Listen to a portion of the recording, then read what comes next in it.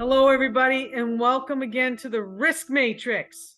The Risk Matrix, go Navy, roll tide, baby. Glad to have Dr. Alexander in the house, our newest member of the Veriforce Strategic Advisory Board. Welcome. Good afternoon. and I'm Dr. Martin, and with us also is James Junkin, co-host of the show. Before we get started, I'm going to read a short thing from our sponsor, and then we're going to roll right into talking to Dr. Purcell. Today's episode of the Risk Matrix is powered by Veriforce and sponsored by Mariner Gulf Consulting and Services. Occupational safety and health policies and procedures represent the foundation of a functioning and executable safety management system.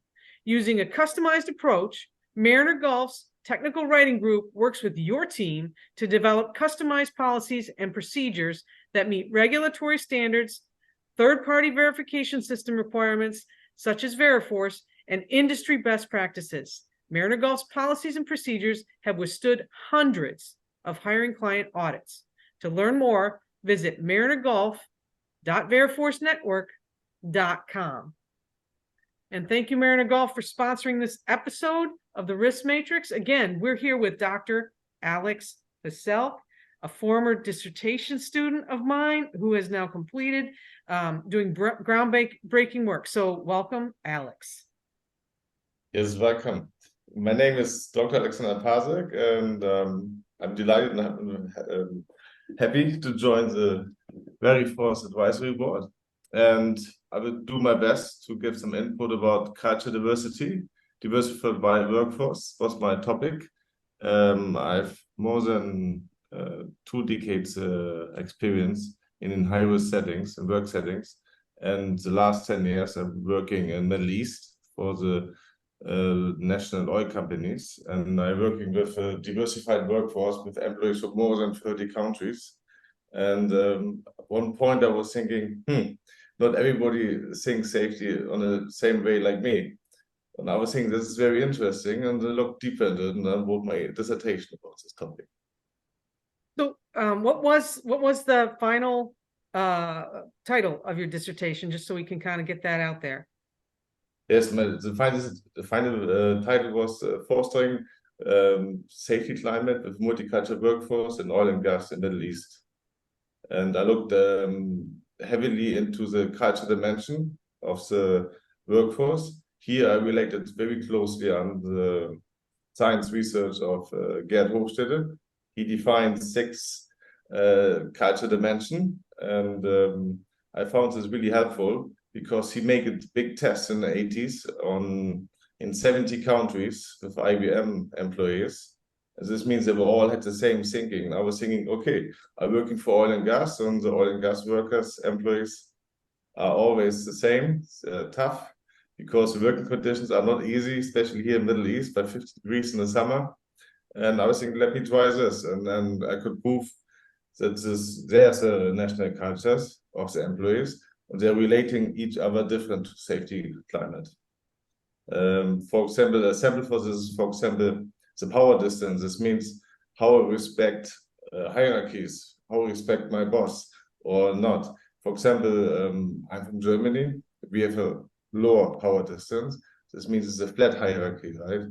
But when you go more to Asian countries, like India and more east, then you have a higher power distance, and this has an impact on the safety climate. Because when your boss says something, do something, and you don't say no, because you're scared or following the hierarchy, then you do something not safe.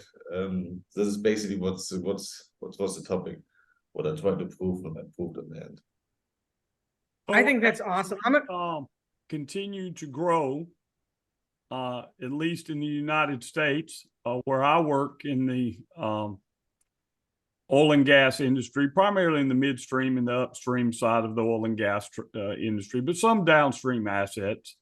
You know, we're starting to see more and more the borders of our country breaking down, and organizations now becoming more global in their reach, and therefore you're having a more diverse experience, a more diverse customer base, hence a more diverse employee network than maybe some of us have been experienced to in the past. You know, we work in my company, we work with a lot of Hispanic workers, and we have Hispanic workers that are on my team, and they're great workers, and they help us balance, you know, things like language barriers, psychological safety considerations, organizational, cultural situations. But outside of that, I don't have a lot of personal experience in dealing with, you know, employees and other organizations abroad, whether it's Europe. I know you're from the EU, from Germany. You've lived in Canada. Now you're in the Middle East working. So you sort of have a perfect experience, life experience, to really comment on the dynamic and the differences in dealing with folks of different cultures. So would it be better to segment that and say, based on your research, what are some things that I need to consider when I'm working with European countries, and if I'm a US-based organization? With European countries, let's say when you work, for example, in Germany, people are really working independent. You give them an instruction, and they're doing it by their own way. The national culture here is that they don't have that we have a boss in Germany, but he's maybe more organizing the structure of the company. He's not telling the people what to do by step. This is, for example, different when you go to Middle East, when you have more Asian countries. I remember my first meeting at my first job, I had like 30 workers, mainly from India. Like me, the German, I gave them instruction, and then I said to them in the end, do you have any questions? And everybody looked at me, nobody said anything, right? Because it was normal for me, but it's not for these guys to say, oh, I have a question. They're coming more than in private or speak to you on site, but I don't do this in front of a group because of this. But then after this, I changed my behavior, especially in meetings. I gave clear instructions. When I see somebody has not really sure does he understand me, then I went afterwards to him and said, look, can I help you? What did you understand? What did you not understand? And then this was working out. That's very interesting to me, because I don't mean to cut you off, Dr. Martin. Let me follow up with this question, and then I'll turn it back to you. That's very interesting to me, because my experience in the US, we're very process driven, meaning, you know, this is the way to perform this task. These are the steps you need to perform this task. These are some of the hazards you need to consider when performing this task. We're very regulatory based. Do this, don't do this. It sounds like, if I'm dealing with European countries, that may be more decentralized, that it's, hey, this is the global task. This is the strategic vision that we have. You go figure out the tactics. Is that how it is? Yeah, of course, you have always exceptions, but in general, the system is everybody has to do like a longer learning process to be a professional in this job. If you're starting a job, you don't say we're professionals, right? You're saying, for example, after 5 years, okay, or after 10 years, now I'm a professional. Or for example, when we're finishing our engineer degree, we don't say we're engineers, right? This takes time because we need to have first experience. And then when somebody is, for example, has a certain amount of years and experience in work, he can do a job by his own under the best person. But nobody needs to stand behind him, say, do this, do this. This is different. What I expect somewhere here, also Middle East and also in Canada, no? Because you have always, yeah. Go ahead. Sorry. Yeah, because for example here, you have always somebody who's behind you and say, look, I looked into your work, and they say, you gave me this job, right? Why you? For example, I wrote a report for an incident investigation. Then afterwards, people looked at it and no really HSE experience, and tried to give me advice for HSE. And I was thinking, what's this, you know? But this always, this depends where you are and how people are. But this, mostly when you work with multicultural workforces, you have some 4 main cultural dimensions. The first one is the power distance. This means how hierarchy is accepted or flat structures. The second one is also very important, is uncertainty avoidance. This means how clear I have to be with my instructions, right? For example, in Germany, you have to be really clear. Then you know he's doing it, right? For example, in Asia, India, you have to be also really clear. The more clear you are, the better is the job. Yeah. When you go more west, let's say Egypt or America, the uncertainty avoidance is lower. So it means you say do it, and people start to do it on the best way what they're thinking, right? And then the third one is very important when you work with Asian cultures, is the femininity and the masculinity. This means, sorry, this was wrong. I mean the individualism in group settings, right? Because they're holding together. For example, in safety, when you have a group of employees and you have one person, one employee make a mistake, nobody will say, go to his boss and snitch on him, say, right? They will say, they will hold together as a group, yeah? And this is, you have to think about it in safety. When I have a group setting like this, how I improve it then, when nobody goes and record stop work authorities or stop observation card, because he doesn't want to be mean to his friend, right? And then the fourth one is in the masculinity and femininity. This means, this has nothing to do with, masculinity means here, how strong I value, for example, money and career, and femininity in this point means more the social aspect, right? How, if I'm thinking about people, for example, in schools, we have somebody who needs some help. I go to him and explain to him more in detail. So it's more than feminine side. This has nothing to do with man and woman. This is more with the values. But it's when you know this for, actually you can really have a good impact on the safety climate on the group in international settings. It's my experience. So I just want to mention, I'm sorry, you guys are like having this great conversation. I did want to mention that Dr. Purcell has a page on LinkedIn where he posts a lot of his thought leadership on diversity in workforces. It's called, and if I get this wrong, Alex, let me know, Thriving Across Cultures. Yes. And so what are the tips that you're putting out there, or the kind of the questions that people should start asking themselves as they work across these global workforces? Or, you know, like here in the States, like James says, we're starting to see very diverse workforces, especially in the oil and gas industry, with Hispanic workers in the Southwest and Texas and those areas. What should professionals be doing? What are these tips for thriving across cultures? Because and James can speak to this. There have been injuries and incidents that he has investigated that communication and cultural aspects have played a large role. So, you know, what are some tips you can give us?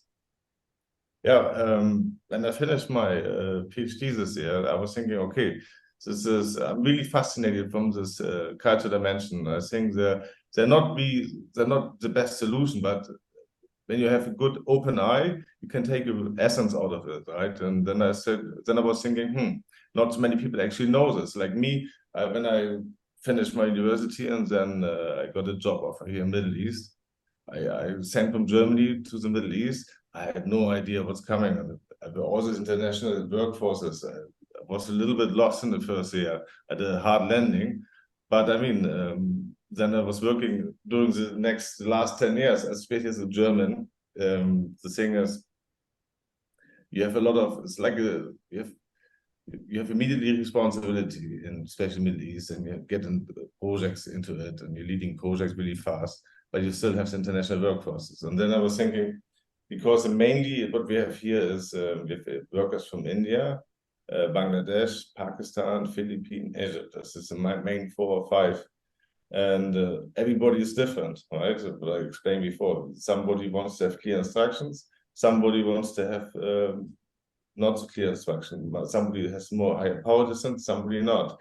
And I was thinking, when all this, maybe I should post once per month an article and get into this topic step by step, because it's really this is what I'm doing every month. I pick something out, what I posted. I try to post every week, post about what I'm thinking, what is important, and what I'm doing. For example, I looked into how the culture dimension affecting the safety climate. This was my first point, and then showed how the different culture, what kind of culture dimension are there, right, to explain this to the people, to the audience. And then I said, okay, what is the next point? The next point, I worked basically on my dissertation. And then the next point was, have culture dimension an effect on the individual risk perception, right? So this means, has a worker or employee from India the same risk perception with somebody from America or from Venezuela or from Australia? I explained what's there is, what was this? For me in the oil and gas, the problem is the safety is number one. Right? Every worker has every day pre-tower meeting with a safety meeting, safety toolbox talks. As a safety and risk perception is a high value already in oil and gas. That's the reason the individual risk perception is here a lower value. But then I work to the next point. Has the individual risk perception an effect on the safety climate? Because I worked once in the project. We set up a new data center in the hospital. And when I came in to make the first inspection, I looked at all the plugs. There was like one plug in the wall. It's in the power bar with 10 more, and in each one more, and you could see actually some plugs were already burned. And I said, oh no, because people the safety thinking is not there, right? I was okay, I need the next one. And then I choose the next one. For the next month was supervisor-employee relationship. Yeah. Basically, when your supervisor is not guiding by leading, right? Nobody will follow. So this means I also found out the language is not always important. It's important how your supervisor is leading. Is he wear a helmet? Does he has the PPE? Yeah. Is he looking that the permitted work is in place? Is it signed? Is he looking that all the signed spotters on site? Is the JSA done? Is everything mentioned? This has to come from the supervisor, and then everybody, any language he speaks or not, he will follow. And this I went more, I guess, for more than 1 month deep into supervisor-employee relationship. And then I said, okay, has the supervisor-employee relationship an effect on the safety climate? And so I work basically, I make introduction to all these points, and now we're going to the next point. My dissertation was about safety climate. Safety climate is a top-down structure. This means you're giving from the organization, you give the guidelines and procedures down to the floor worker. But the newest term in this case called safety culture, this is actually from the bottom up, how your company is breathing, right? This is the safety culture. Now I'm going heavily on the safety culture for this week, for example. So you see us smiling. James and I, James, you want to take this one? There is no such thing as safety culture. Let's stir it up. Let's stir it up, right? So, James. And I would like to hear Dr. Alex's thoughts on this. You know, yeah. We tend to use, at least in the US, words that then have become unintended meanings, right? Mm-hmm. So I know what you mean by safety culture. I'm not ignorant of the term or the implications of safety culture. You know, it's how your organization views safety from the top of management all the way down to the newest hire employee, whether it's a value, do you consider it in your decision-making processes, et cetera.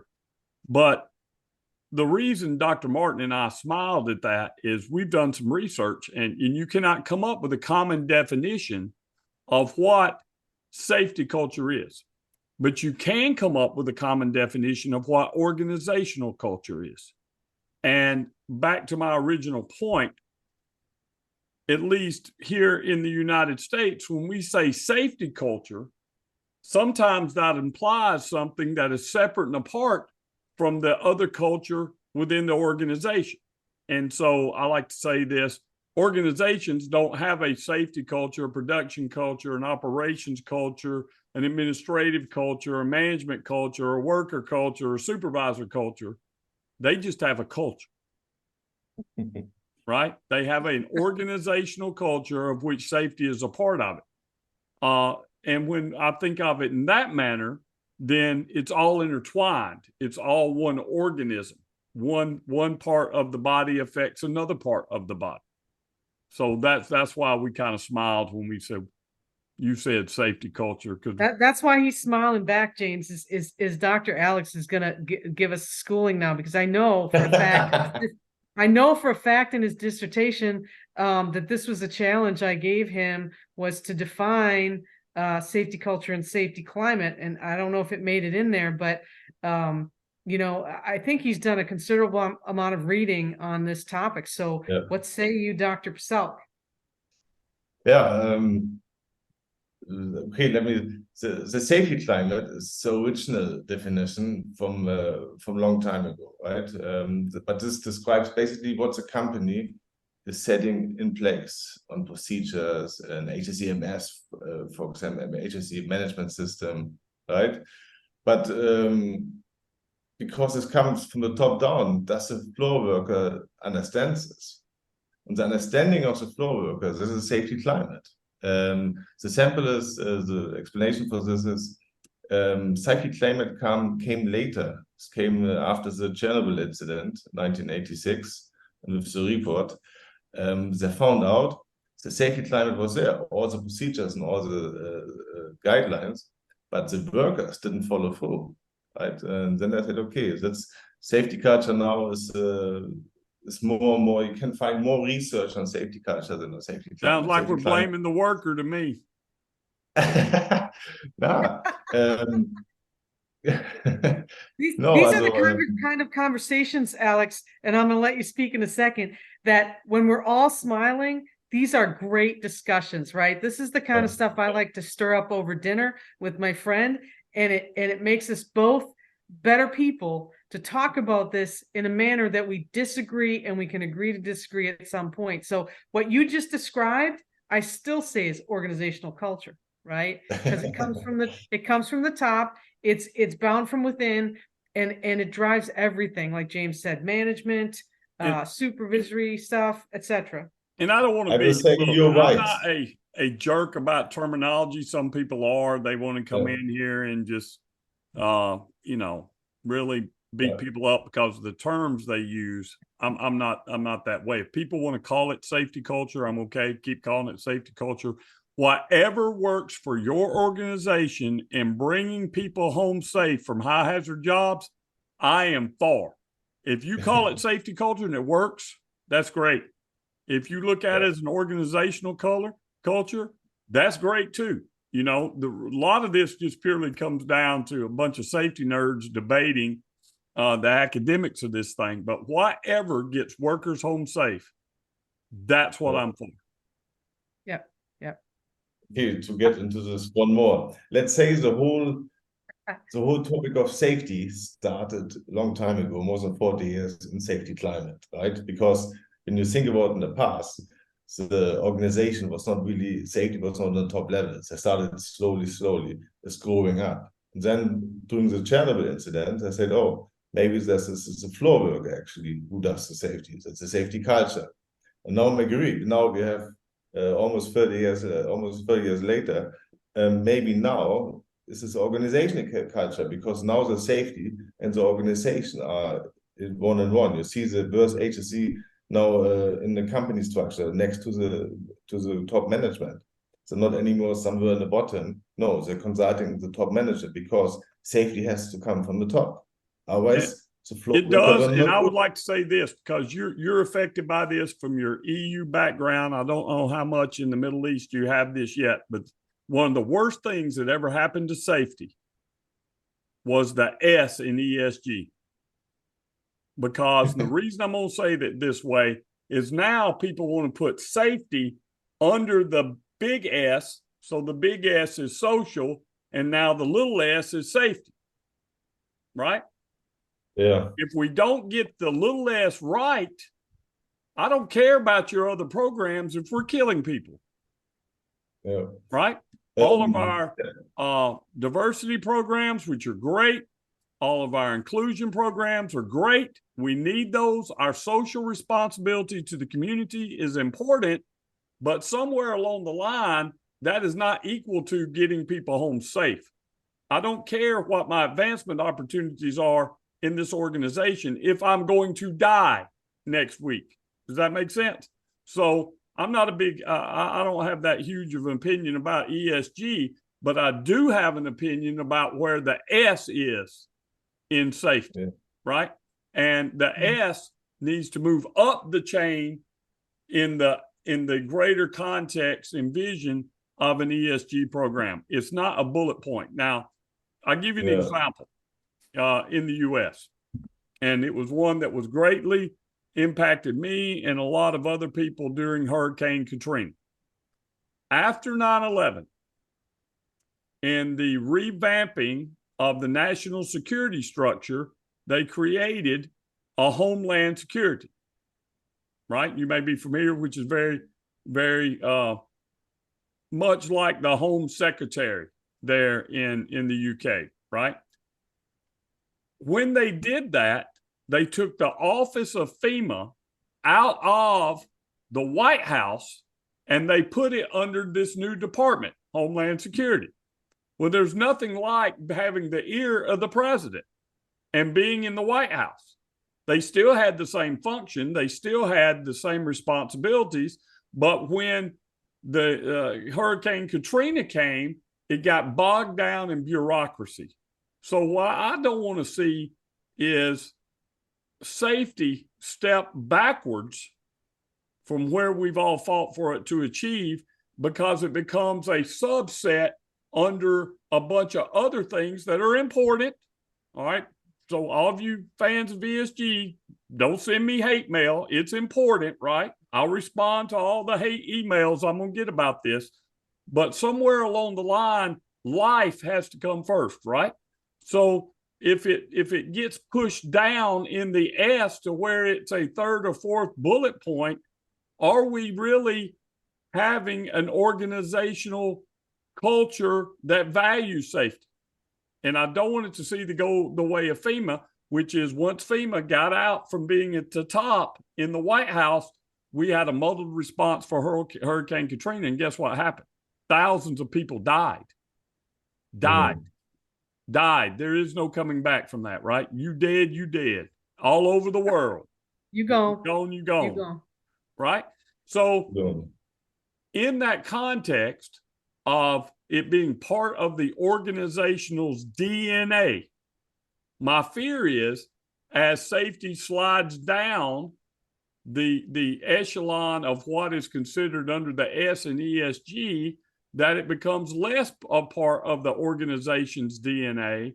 It has less visibility in the C-suite, and it just becomes another point of interest under the greater S.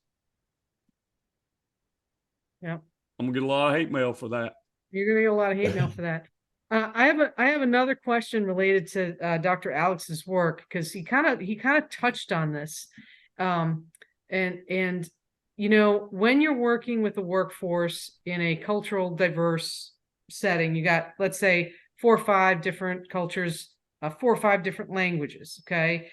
And you and I talked about this early on in your doctoral journey, was you know, what happens when you say something, you're the HSC manager or the person in charge of safety, and you say something in English and it gets translated 4 or 5 ways, right? And so we already have the translation 4 or 5 ways, and then it goes in the ears and it goes here. How do you intercept the level of translating to the level of hearing, to hear, to action in 5 different cultures, so that we're all as much on the same page as we can be? Like, what is the key to that? Is there a key?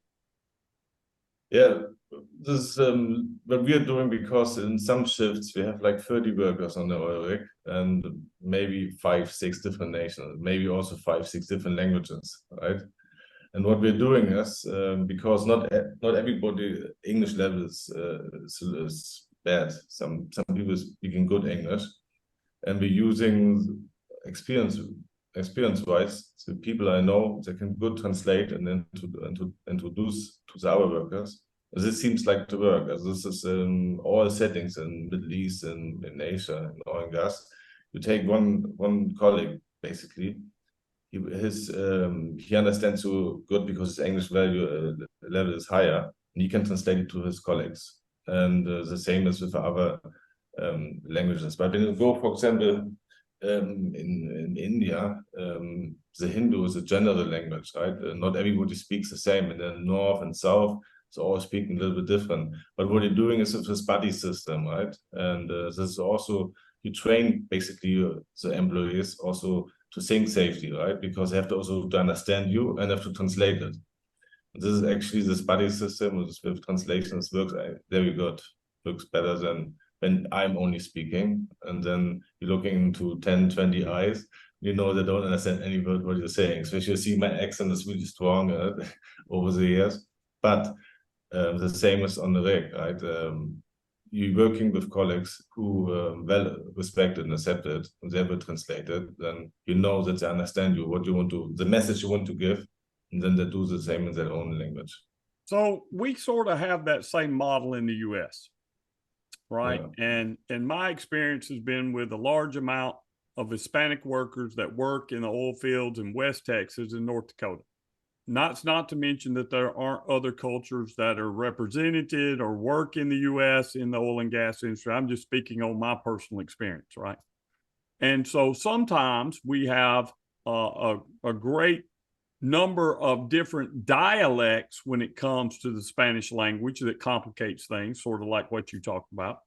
But we also have the very similar situation where we're giving instruction in English and it's being translated by a key employee, a key worker that's bilingual into Spanish.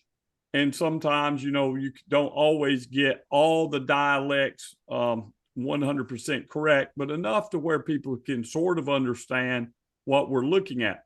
Now, what we've seen in the US is that Hispanic workers across industry are injured and killed at a multiple greater time than their white or African-American counterparts. Do you see that as well based on your experience? In other words, you have people maybe giving instruction in English, you've got all these different cultures trying to work together. Has that diversity translated to higher injury and fatality rates? No, what I say every time, what you don't measure, you can't improve, right? What we did is basically, we make also survey based and we say to the employees in the interval, can you please fill out the survey, what you understand, right? Also to validate that the translation was how you're thinking. This is also the way you should do. You should not believe in blind that the translation is perfect, right? You need to measure what actually the employees understood. Otherwise, you don't know where to start, right? And but what's in this buddy system is actually, you know, when I'm speaking, I'm the supervisor from Europe, right? Then you have the hierarchy. They will not ask you anything. They're also then shy, right? So, but when they have a buddy system, you can see how they're interacting to each other and speaking, right? And the thing is only we need to measure later in intervals what they really understood. If the message was given in a exact way, how you mean this, right? This is important. I think you can do this everywhere, right? Okay. Yeah, Dr. Alex, I 100% am looking forward to the contributions that you make to the Veriforce Strategic Advisory Board. I think this is your doctoral research and the things that you're talking about going forward, and maybe writing something with James or I or both of us would be wonderful. I know we're coming to the end of our program, and I'm just going to throw something out there for the two of you and maybe our audience to think about. A while back, it was brought to my attention that learning, you know, instead of translating or talking in one language and going to another language and then trying to get things through, that there might be some value in what's called language-free learning. Okay. So, you know how in the old days, we all loved comics, at least I loved comics, right? And there's very little dialogue in those comics, but you can tell what people are doing, and there are some universal symbols, signs, etc., that that workers are going to understand, right? Or can be trained to understand that this means this, right? And have kind of a guideline. So as kind of a tickler, because I'm going to make James talk about this at some point, what is the value of language-free learning? Is there a value in signage? And not so much signage, but a comic book type of JSA where it gives you instructions and pictures, like a instruction booklet. Chew on that. Chew on that. Yeah. Also, my experience now working with multicultural workforce, not every sign language was for us is a sign is understandable in for example, in Asian countries. For example, the typical is wait a moment, right? The sign with his hand has in so many different cultures a different meaning, from really, really good to really, really bad. When you work in an international workforce, cultural sensitivity is very important. You should read before, get a little bit familiar what you're dealing with. This will help also the non-language instructions to improve. It's my opinion. Like I did, I went blind to Kuwait. I didn't doctor, and I was thinking I do like my old way. And the first year was the hardest year I ever had, right? But I mean, you learn from this, right? But what I want to do is now I want to help, especially other companies or other people who are going abroad or working with international workforce, multicultural workforce, don't do the same mistake, right? Yeah. Learning is great, but hard learning is hard learning. So thanks, Dr. Purcell, for coming on. We're kind of at the end of our show. James, do you want to take us out with some instructions for our listeners? Yes, thank you for joining us today, Doc. We appreciate your comments, and we welcome you to the Veriforce Strategic Advisory Board. Your comments today are very helpful as we continue to grow into really, in a lot of cases, a multinational workforce. Look forward to reading your dissertation and your contributions in our separate board meetings. Thank you to all of you who follow us there on YouTube. If you like what we're doing, go down there and hit that like button, hit subscribe so you can be notified when we're have a new video cast podcast that's dropping. Typically, these come out and are posted on YouTube and LinkedIn on Tuesday afternoons, U.S. time. So until next time, thank you, and y'all keep bringing those workers home safe. Roll Tide. And Dr. Purcell, do you have a favorite team around the world? A favorite team? What's your favorite team? Is it soccer? Soccer. Yes, it's a soccer team. All right, you get to say shout out to what? What's the soccer team? My team is Borussia Dortmund. It's a yellow black team. Awesome. Thank you.